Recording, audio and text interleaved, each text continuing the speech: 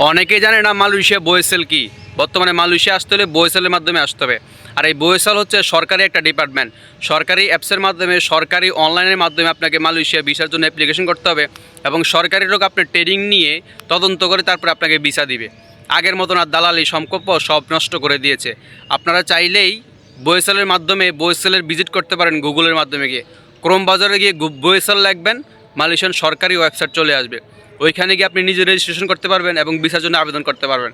তবে যারা পারেন না তারা দালালের উপকার হবে, দালালের সাথে যোগাযোগ করবেন বা এজেন্সির সাথে যোগাযোগ করে মালয়েশিয়া ভিসার জন্য অ্যাপ্লাই করবেন। বর্তমানে বয়েসেল ছাড়া মালয়েশিয়াতে আসা অসম্ভব। আর এই বয়েসেল চালু করেছে এই মালয়েশিয়ার সরকার। মালয়েশিয়ার সরকার খুব সুন্দর একটা চালু করেছে। এই কারণেই বয়েসেল না থাকলে মানুষ প্রতারিত শিকার হচ্ছে।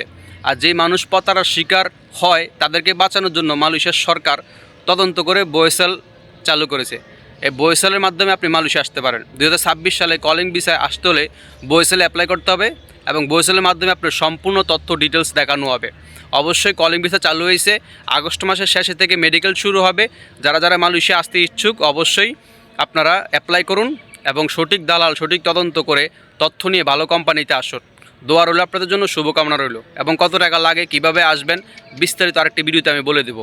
আসসালামু আলাইকুম ওয়া রাহমাতুল্লাহ। তবে সত্য নিহিত হচ্ছে বর্তমানে মালয়েশিয়াতে কলিং ভিসা খোলা আছে। কখনোই সাপ্লাই ভিসা আসবেন না, ডাইরেক্ট কোম্পানিতে আসার চেষ্টা করবেন। আল্লাহ হাফেজ।